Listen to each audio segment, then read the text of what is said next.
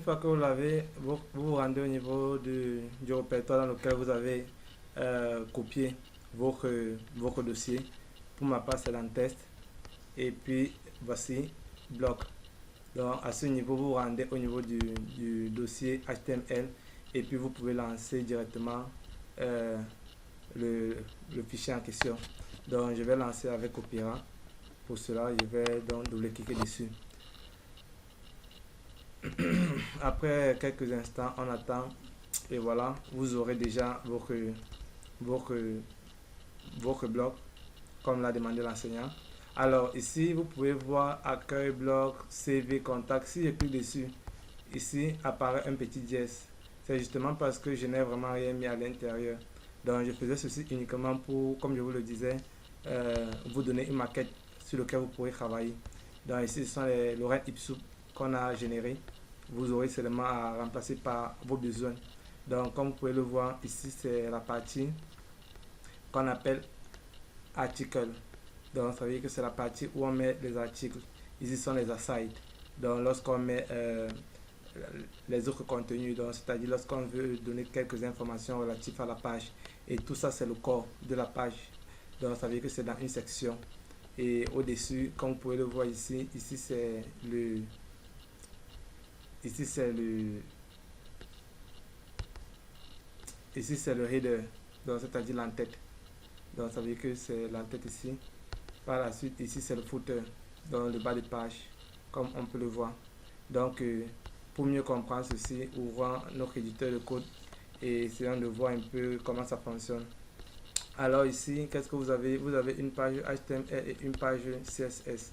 Si j'agrandis pour vous expliquer, bon, d'abord vous devez commencer par la page HTML. Voilà la page HTML. Donc ça veut dire qu'au départ, bon, j'ai mon logo, j'ai tous les petits composants qui apparaissent. Alors qu'est-ce qui se passe au niveau du body? Donc si je mets ma souris là et puis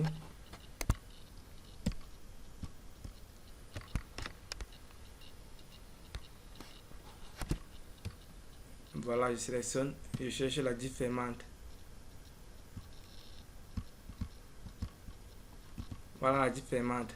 Donc vous voyez qu'il existe deux divs. Il y a une première div qui, la voici ici, elle se ferme à ce niveau et elle s'ouvre à ce niveau. Donc ça veut dire que dans le body, lorsque je me rends ici dans le body, tout ça c'est le body. Donc tout ça, le header, le title, le header, le la section et le footer, donc le footer, le bas de page sont contenus dans une div, une première div. Et par la suite, à l'intérieur de la div, qu'est-ce que je fais? C'est ça que je mets ici, le bloc page. Donc, il peut mettre page principale, il peut mettre bloc principal. Maintenant, à l'intérieur du bloc principal, qu'est-ce que j'ai? J'ai un header. Le header maintenant qui va avoir une partie de navigation pour les différents URL, accueil, bloc, CV, contact, que vous devez retrouver justement ici à ce niveau. Accueil, bloc, CV, contact. Et par la suite, nous avons ici un titre principal, un logo. Déjà ici c'est pour l'image de P2A. Ici on a un premier titre P2A et un deuxième titre PCA prépa section normale. Donc c'est ce que vous pouvez voir ici. Donc PCA prépa section normale et P2A. Donc vous voyez que vous pouvez le modifier à votre guise. Alors à titre de rappel, si je viens au niveau, si je viens à ce niveau et que je mets ça en commentaire, donc c'est-à-dire je mets mon fichier CSS en commentaire et j'enregistre, qu'est-ce qui va se passer si je rafraîchis la page? Lorsque je vais rafraîchir la page, voilà, donc vous aurez quelque chose comme ça. Donc voilà, voilà ce que vous devez avoir. Ça c'est du HTML uniquement. Donc ici j'ai seulement passé mon temps à mettre les informations. Le simple fait qu'il y a le header, le footer, le section ne veut pas dire que ça va directement délimiter. Comme vous pouvez le voir ici, ça ne délimite pas. Mais si au concret, je me rends au niveau de mon code Et puis je mets par exemple au niveau de header. Je dis par exemple que voilà, bon, je viens au niveau de mon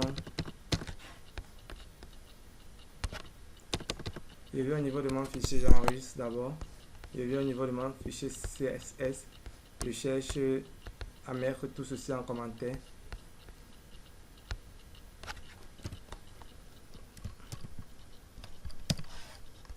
Donc, je vais mettre tout ça en commentaire.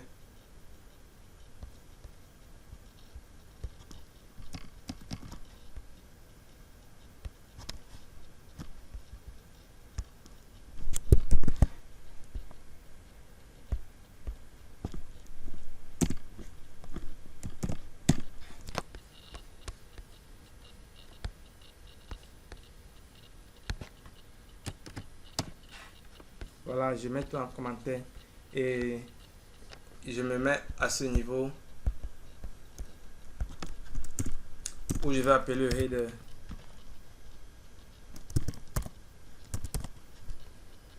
J'ouvre, je donne par exemple, je vais donner la bordure.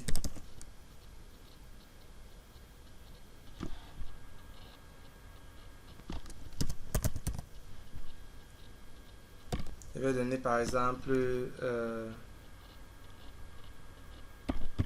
un pixel solide et en noir. J'enregistre et puis je me rends au niveau de mon code de rafraîchir la page. Donc vous voyez comme ça distingue le header. Voilà tout ce qui est à l'intérieur du header, comme je vous l'ai montré tout à l'heure dans le HTML.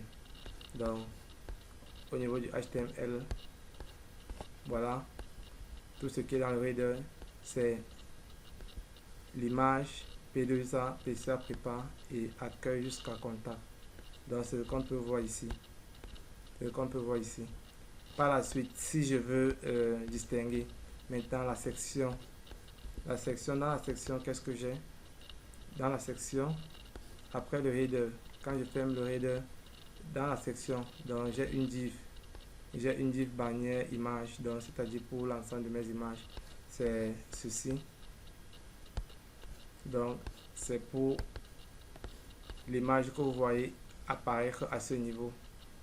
Donc il y a une image que vous voyez apparaître à ce niveau lorsque je fais mon CSS.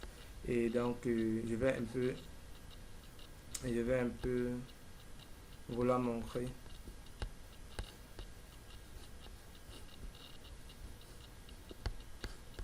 Voilà. Donc bannière image, je vais donc essayer un peu de vous montrer à ce niveau.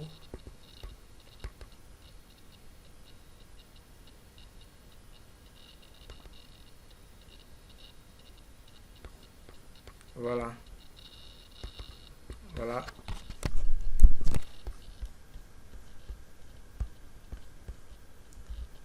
Si je mets là,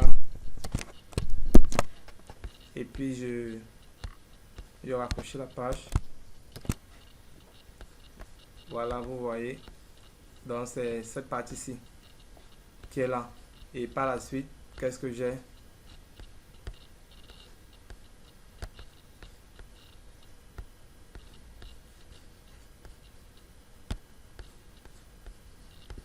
Après la bannière image, qu'est-ce que j'ai? J'ai une seconde section. La partie où je vais avoir l'article, qui est la partie où je mets le contenu de ma page. Comme vous pouvez le voir, j'ai généré le lien ici. Et c'est ici que vous devez ancrer les différents contenus de vos pages ou de votre blog. Et ici, je ferme l'article, après je mets aside, donc ce qui est à côté. Donc si je veux distinguer aside et article, qu'est-ce que j'aurai? Je vais me rendre au niveau de mon fichier CSS. Et je vais essayer de copier ceci. Bon, je vais seulement ajouter article et aside.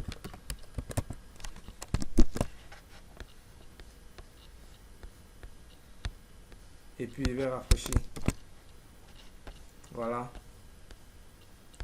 Voilà l'article qui est entouré. Voici le aside. qui est entouré et le reste c'est le footer. Donc déjà avec ça, j'espère que vous pourrez mieux modifier et, et le designer à votre goût. Donc c'est tout pour cette vidéo. L'essentiel ici c'était que vous puissiez que vous puissiez voir comment ça fonctionne et que vous puissiez avoir le code source sous la main. Étant donné que nous avons manqué de temps pour pouvoir développer la vidéo, il m'a semblé facile et plus pratique de le faire ainsi. Et si jamais il y a des questions, je les attends dans les commentaires. Dans le cas concret, ça veut dire que tout s'est bien passé. Et je vous donne rendez-vous pour la prochaine vidéo concernant le TP, je crois c'est le 8. Après, on va faire le TP9 demain. Ok, merci.